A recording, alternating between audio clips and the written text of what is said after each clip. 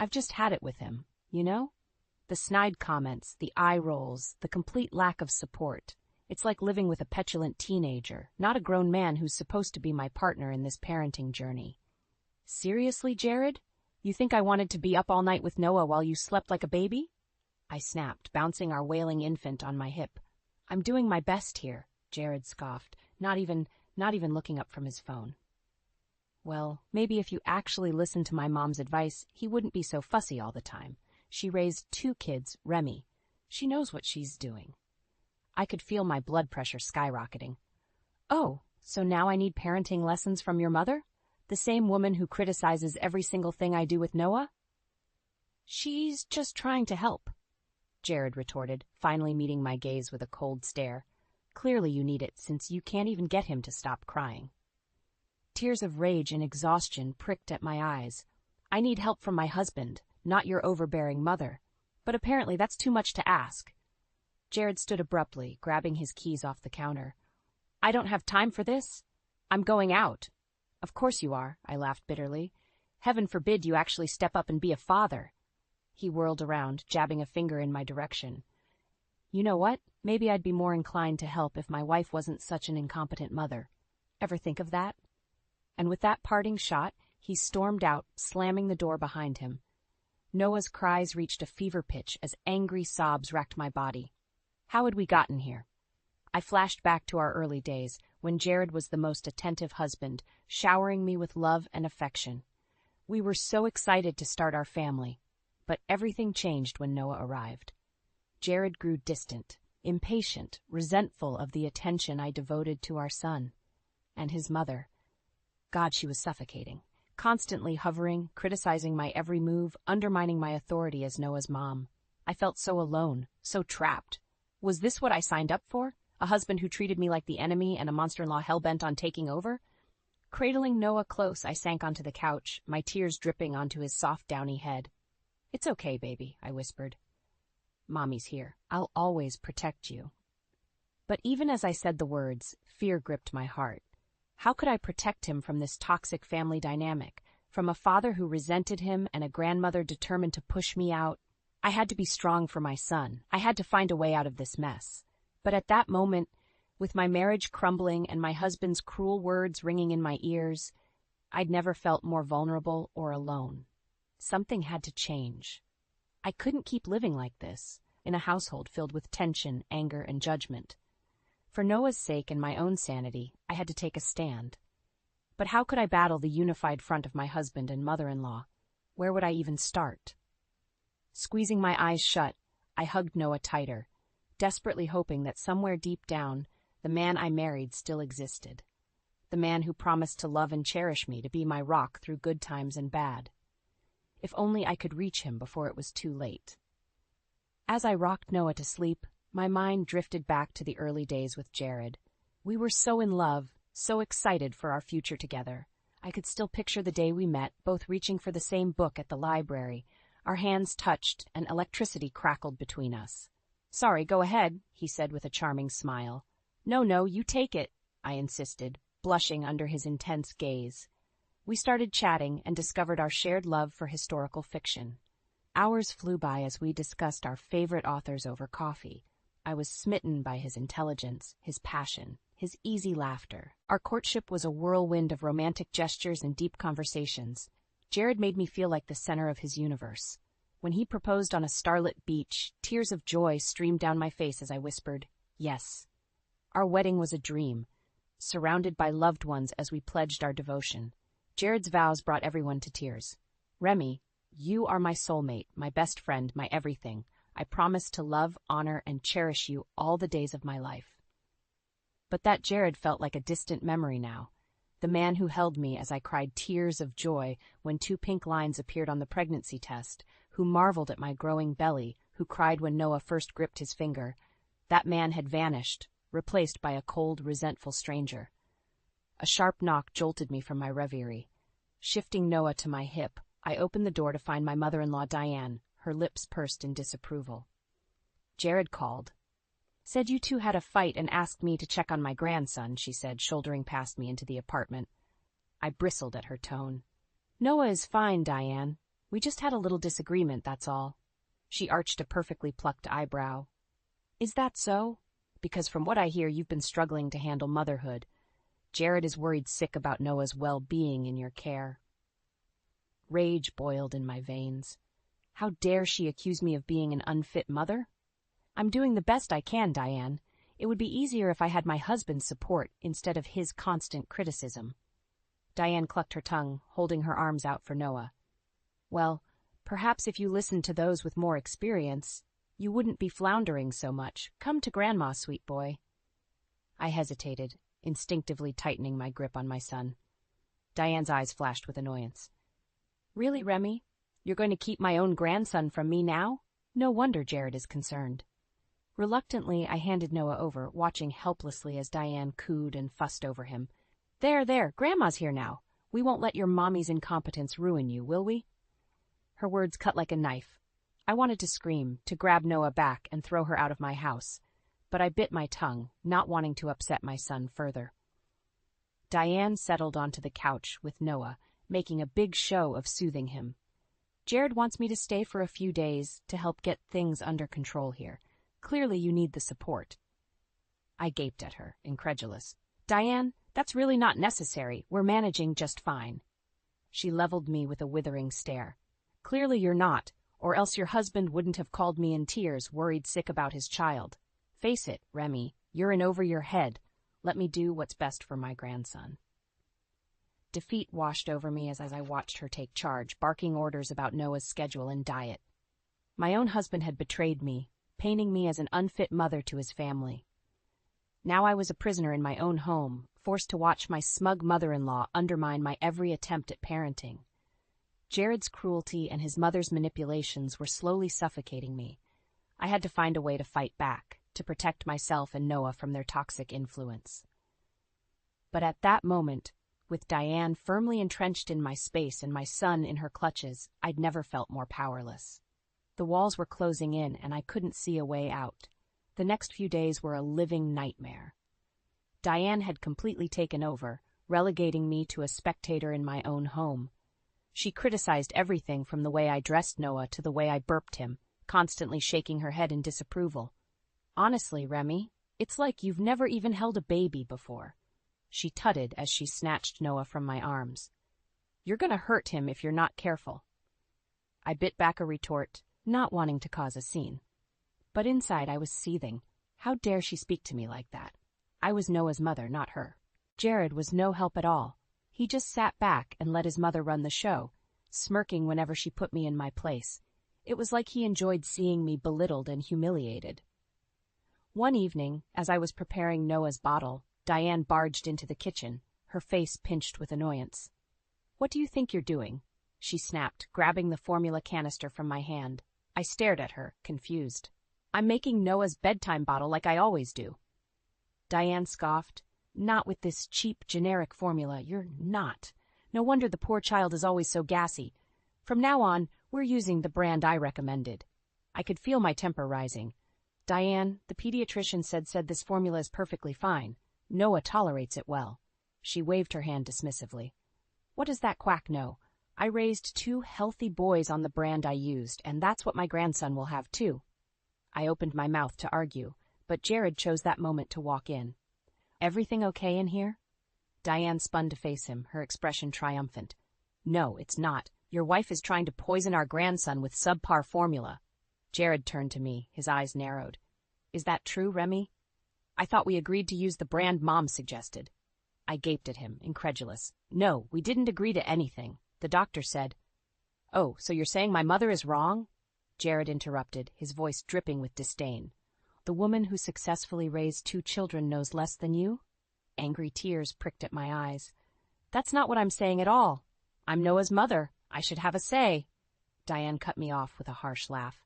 Please, you're barely qualified to be a mother at all. Without me here, that poor child would be wasting away under your care. Jared nodded, placing a hand on his mother's shoulder. You're right, Mom. Thank God you're here to protect Noah from Remy's incompetence. I stared at them both, my heart shattering into a million pieces. My own husband siding with his mother over me, belittling my abilities as a parent. In that moment, I barely recognized the man I had married. Diane smirked, pouring the formula I had prepared down the sink. I'll make Noah's bottle. Clearly, I'm the only one who knows what's best for him. As she brushed past me, I caught Jared's eye, silently pleading with him to stand up for me, but he just shook his head and walked away, leaving me alone in the kitchen, tears streaming down my face. I felt like I was drowning, suffocated by the toxic dynamic that had invaded my home. My husband and mother-in-law were united against me, determined to undermine my every attempt at motherhood. But what could I do? Jared had made it clear that he would always choose his mother over me, and Diane was too powerful, too manipulative to confront directly. As I listened to her cooing at Noah in the nursery, rage and despair battled within me. I knew I needed to get away, to protect myself and my son from their cruelty. But how could I escape when they watched my every move? When they had me convinced that I was a failure as a mother? Wiping my tears, I straightened my spine, determined to stay strong for Noah. I would bide my time, play their game until I could find a way out. No matter what it took, I would save my son from this toxic family, even if it meant sacrificing everything else in the process. The weekend arrived, and with it, the dreaded family dinner for Jared's brother Marcus's birthday. I had been dreading it all week, knowing it would be another opportunity for Diane to undermine me in front of everyone. "Hurry up, Remy, we're going to be late," Jared called from the living room, tapping his foot impatiently. I emerged from the bedroom, struggling to zip up my pre-pregnancy dress. My body still hadn't bounced back, and I felt frumpy and self-conscious. Diane eyed me critically, her lips pursed. "Is that really what you're wearing? You couldn't find anything more flattering." I flushed, tugging at the hem of my dress. "It's the best I could do on short notice." She sighed heavily, shaking her head. "Well, I suppose it'll have to do. Let's just hope no one mistakes you for the hired help." Jared snickered, and I shot him a wounded look. How could he find his mother's cruelty amusing? At Marcus's house, Diane immediately swooped in and snatched Noah from my arms, parading him around like a trophy. "Oh, just look at this handsome boy," she cooed, bouncing him on her hip. "He's the spitting image of Jared at this age." I tried to take Noah back, but Diane twisted away, her grip tightening. "Nonsense, Remy. I've got him. You go make yourself useful and help Marcus's wife in the kitchen." Defeated, I slunk away, feeling like an outsider in my own family. In the kitchen, Marcus's wife Lisa greeted me with a sympathetic smile. "Diane giving you a hard time?" she asked, handing me a stack of plates. I nodded miserably. "She's completely taken over with Noah. It's like I'm not even his mother anymore." Lisa patted my shoulder. "I know how you feel. When our daughter was born, Diane tried to do the same thing. You just have to stand your ground and not let her steamroll you." Easier said than done, I thought bitterly. Diane had Jared so firmly under her thumb, I felt like I was fighting a losing battle. Back in the living room, Diane was holding court, regaling the family with stories of Noah's latest milestones. "He's just so advanced for his age," she bragged, bouncing him on her knee. "Of course, that's thanks to my superior parenting skills. Lord knows what would happen if he was left solely in Remy's care." The room fell silent, and I felt all eyes on me. Jared shifted uncomfortably, avoiding my gaze. Marcus cleared his throat, trying to diffuse the tension. "I'm sure Remy is doing a great job. New motherhood is tough on everyone." Diane sniffed haughtily. "Well, it wouldn't be so tough if she actually listened to my advice instead of stubbornly doing things her own way." I could feel my face burning with humiliation. How dare she speak about me like I wasn't even there? Jared finally spoke up, his voice tentative. "Mom, maybe we should give Remy a break. She's trying her best." Diane rounded on him, her eyes flashing. "Oh, so you're taking her side now? After all the sacrifices I've made for this family?" Jared wilted under her glare, mumbling an apology. I watched in disbelief as he once again chose his mother over me, throwing me to the wolves. The rest of the evening passed in a blur of forced smiles and strained conversation. I picked at my food, my appetite gone, while Diane continued to monopolize Noah, shooting me triumphant glances. By the time we got home, I was emotionally drained and seething with resentment. Jared tried to placate me, but I brushed him off. "Don't bother," I snapped. "You made it very clear tonight where your loyalties lie." He had the audacity to look wounded. Remy, come on. You know how my mom can be. I was just trying to keep the peace. At my expense, I cried, hot tears spilling down my cheeks. You let her humiliate me in front of your entire family. You always take her side, no matter how cruel she is to me. Jared's face hardened. Maybe if you weren't such an incompetent mother, she wouldn't have to be so critical. His words hit me like a slap. I stared at him, my heart shattering into a million pieces. In that moment, I didn't recognize the man I had married. I can't do this anymore, I whispered, my voice trembling. I won't let you and your mother destroy me. Jared's eyes widened in alarm. What are you saying? I squared my shoulders, my decision made. I'm leaving, Jared. I'm taking Noah and we're going to my sister's. I won't let you treat me like this anymore. Ignoring his sputtered protests, I marched into the nursery, my heart racing as I packed a bag for Noah. I knew there would be hell to pay, but I couldn't stay in this toxic environment a moment longer. As I bundled my sleeping son into his car seat, I felt a flicker of hope amid the pain and fear. I was taking back control of my life, one step at a time. Jared and Diane had underestimated me for the last time. I would protect my child no matter the cost, and heaven help anyone who tried to stand in my way. I was shaking as I strapped Noah into his car seat, my hands trembling so badly I could barely buckle the clasp. Jared's footsteps thundered behind me, his anger palpable. Remy, stop this nonsense right now, he growled, grabbing my arm. You're not taking my son anywhere. I wrenched free of his grip, my eyes blazing. He's my son too, Jared, and I won't let you and your mother destroy his childhood like you're destroying me. Jared's face reddened, his fists clenching at his sides. Destroying you? My mother has done nothing but try to help you be a better parent. It's not our fault you're too stubborn to listen. Help me? I laughed bitterly. She's done nothing but criticize and undermine me at every turn, and you just stand by and let her. I slammed the car door, whirling to face him. I'm done, Jared. I'm done with your mother's constant abuse, and I'm done with you always taking her side. Noah and I deserve better. Jared's expression turned ugly, his eyes narrowing to slits. If you leave, don't bother coming back. I'll make sure you never see Noah again. Fear clutched at my heart, but I refused to back down. Just try it, Jared. No court in the world would give you full custody, not with your drinking and your temper. He flinched as if I'd struck him. You're one to talk about temper. You're the one abandoning your family in the middle of the night. To protect my child, I shouted, hot tears spilling down my cheeks, to protect him from the toxic environment you and Diane have created. Jared shook his head in disgust. You're delusional, Remy. You're an unfit mother, and everyone knows it. Noah's better off without you. His cruel words sliced through me like a knife, but I forced myself to stay strong. I climbed into the driver's seat, my hands shaking as I started the engine. Jared pounded on the window, his face contorted with rage. Remy, I swear to God, if you drive away, I will make your life a living hell.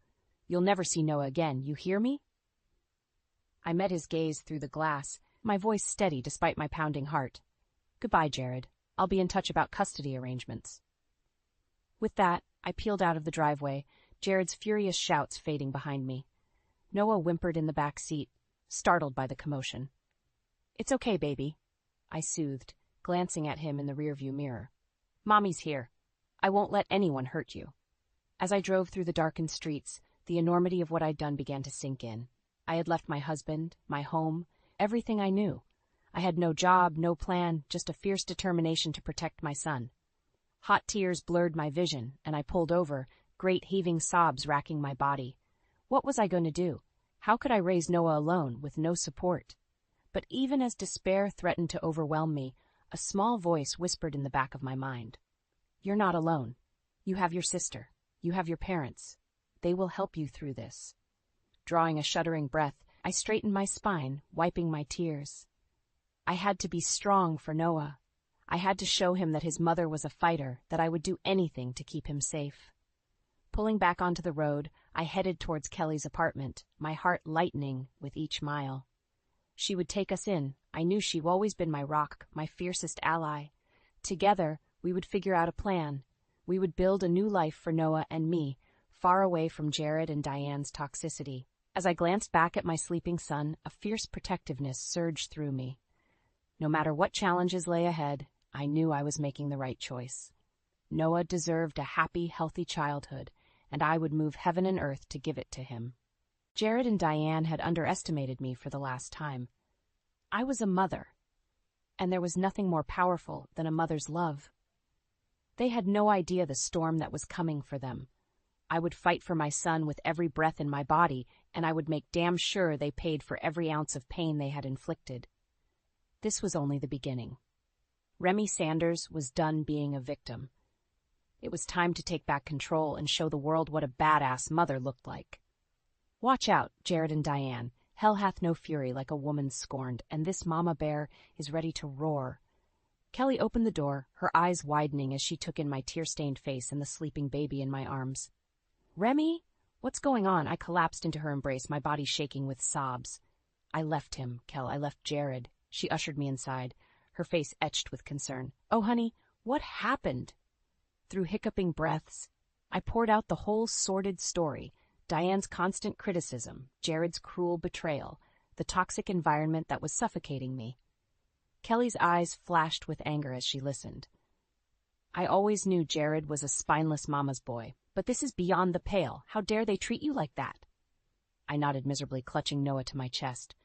I couldn't take it anymore, Kel. I had to protect my son. She hugged me fiercely, her voice fierce with determination. You did the right thing, Remy. You and Noah can stay here as long as you need. We'll figure this out together. Just then, a pounding on the door made us both jump. Kelly frowned, moving to answer it. Who the hell could that be at this hour? The moment she opened the door, Jared burst in, his face contorted with rage. Where is she? Where's my wife? I shrank back, my heart pounding in my throat. How had he found me so quickly? Kelly stepped in front of me, her arms crossed defiantly. She doesn't want to see you, Jared. I suggest you leave before I call the cops. Jared sneered, his eyes locking onto me. This isn't over, Remy. You can't just take my son and run away. I lifted my chin, my voice shaking but resolute. I'm not running away. I'm protecting Noah from the toxic environment you and your mother have created. He lunged forward, his hand raised as if to strike me. Kelly grabbed his arm, twisting it behind his back. Don't you dare touch her, you bastard! Jared howled in pain, wrenching free of her grip. He staggered back, his eyes wild with fury. You crazy bitch! I'll have you arrested for assault. Go ahead and try, Kelly spat. I'm sure the cops would love to hear how you barged in here threatening your wife and child.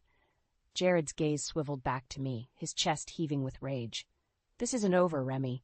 You can't keep my son from me. I'll drag you through court if I have to. I met his gaze unflinchingly, my voice cold as ice. Bring it on, Jared.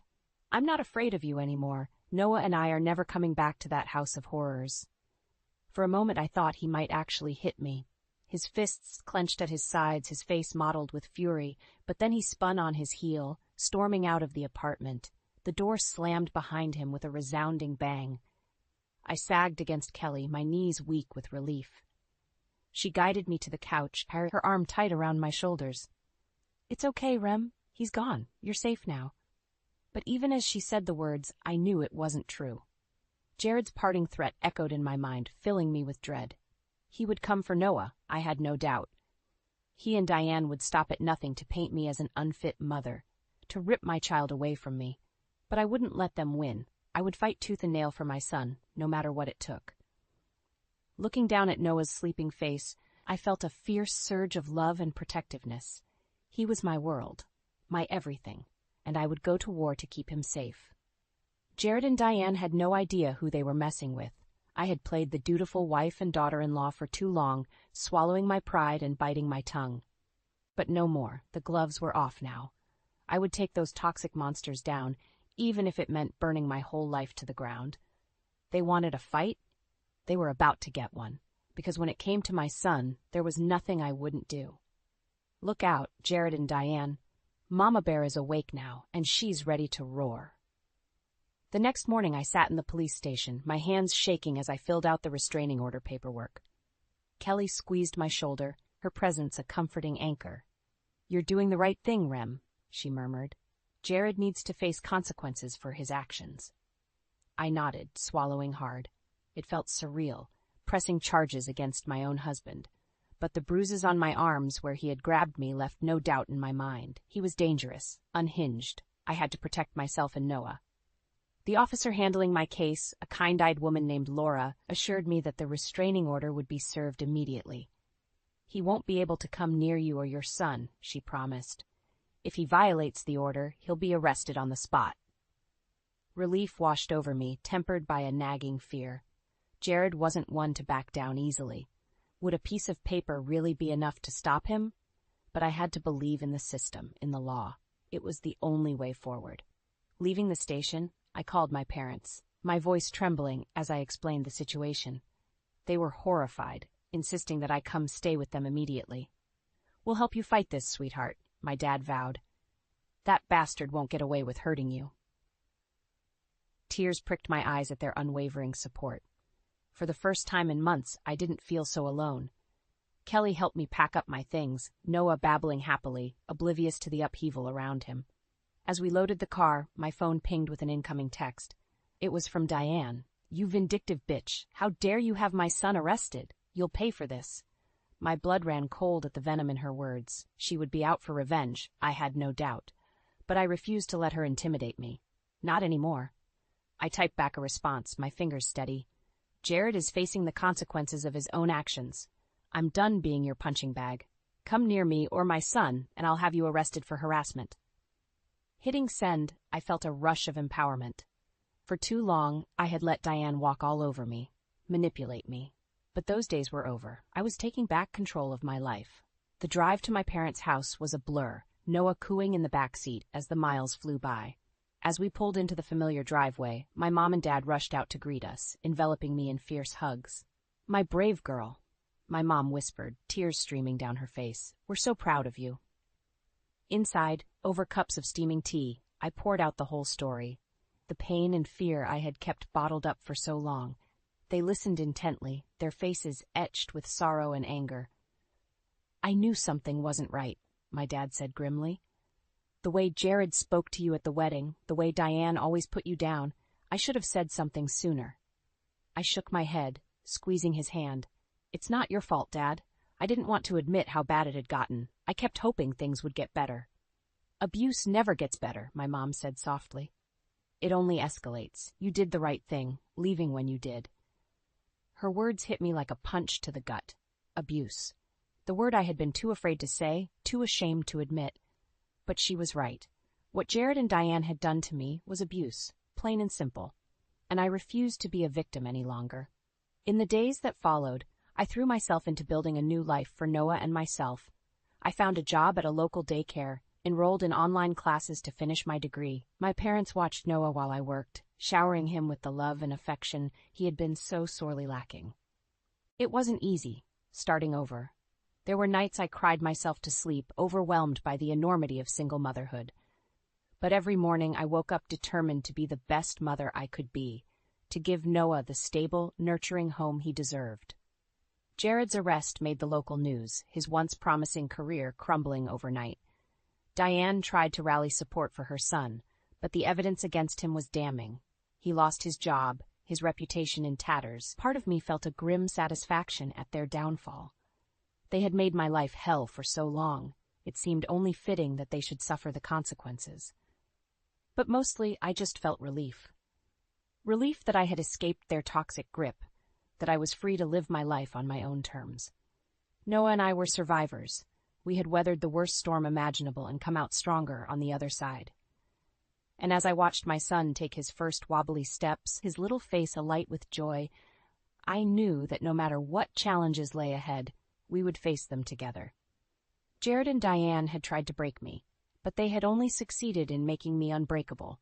I was a warrior, a phoenix rising from the ashes, and I would spend the rest of my life making sure Noah knew just how fiercely his mother loved him. 1 year later, I stood in the courtroom, my head held high as I faced down my abuser. Jared sat at the defendant's table, his once handsome face haggard and drawn. Diane glowered beside him, her eyes shooting daggers in my direction. But I refused to cower, refused to let their hatred break me. I had spent the last year rebuilding my life, brick by painstaking brick. I was stronger now, a survivor forged in the flames of their cruelty. Noah babbled happily in my mother's arms, oblivious to the tension crackling through the room. He had thrived under my care, blossoming into a curious, adventurous toddler. Every milestone, every gummy smile was a testament to my love, my resilience. As the judge called the court to order, my lawyer squeezed my hand reassuringly. "Remember, Remy, you've got this. The truth is on your side." I nodded, drawing a steadying breath. This was the moment I had been fighting for, the chance to tell my story, to make Jared and Diane face the consequences of their actions. Diane was called to the stand first, her face a mask of self-righteous indignation. She painted herself as the doting grandmother, the concerned mother-in-law just trying to help. But under my lawyer's relentless questioning, her facade began to crack. "Isn't it true, Mrs. Ellis, that you repeatedly belittled and undermined Remy's parenting? That you took every opportunity to criticize and demean her?" Diane sputtered, her cheeks flushing with anger. "I was just trying to offer guidance." Remy was clearly struggling as a mother. I had to step in for Noah's sake. My lawyer raised an eyebrow, holding up a sheaf of papers. "I have here dozens of text messages and emails from you to Remy, each one more vicious than the last, calling her a vindictive bitch, threatening to take Noah away from her. Does that sound like the actions of a concerned grandmother?" Diane's mouth opened and closed, her eyes darting frantically to Jared. But he just stared straight ahead, his jaw clenched tight. Next, it was Jared's turn on the stand. He tried to paint me as an unstable, unfit mother, grasping at straws to justify his abuse. But my lawyer was relentless, hammering him with evidence of his drinking, his violent outbursts. "Mr. Sanders, can you explain to the court why you felt it necessary to physically assault your wife when she attempted to leave with your son?" Jared's face reddened, his fists clenching at his sides. "She was trying to kidnap my child. I had every right to stop her." My lawyer shook his head, his voice dripping with disdain. "Remy was fleeing an abusive situation, Mr. Sanders. A situation you and your mother created through your cruel, controlling behavior. She had every right to protect herself and her son." As Jared sputtered and raged, I felt a rush of vindication. For so long, I had suffered in silence, convinced that no one would believe me. But here, in this courtroom, the truth was finally being laid bare. When it was my turn to take the stand, I spoke with calm conviction, detailing the months of abuse and degradation I had endured. I talked about the joy of motherhood, the fierce love I had for my son, and I made it clear that I would never, ever allow Jared or Diane near Noah again. As the judge announced his ruling, granting me sole custody and issuing a permanent restraining order against Jared and Diane, I felt a weight lift from my shoulders. It was over. I had won. Jared's face contorted with rage, his eyes bulging as he lunged at me across the courtroom. "You fucking bitch! You'll pay for this!" But the bailiffs were on him in an instant, wrestling him to the ground as he screamed and thrashed. Diane wailed in the background, her carefully crafted composure crumbling to dust. I watched it all with a strange sense of detachment, my heart steady and calm. They had no power over me anymore. I was free. As I walked out of the courthouse, Noah nestled in my arms. I felt a rush of fierce, unshakable love. We had made it through the darkness, he and I. We had clawed our way back to the light. And as I looked out at the bright, boundless future stretching before us, I knew that nothing could ever dim our shine again. Jared and Diane had tried to break me, but they had only succeeded in making me unbreakable. I was a phoenix, risen from the ashes of their abuse, and I would spend the rest of my life soaring higher than they could ever imagine. This was my story, my triumph, and nothing, no one, could ever take that away from me.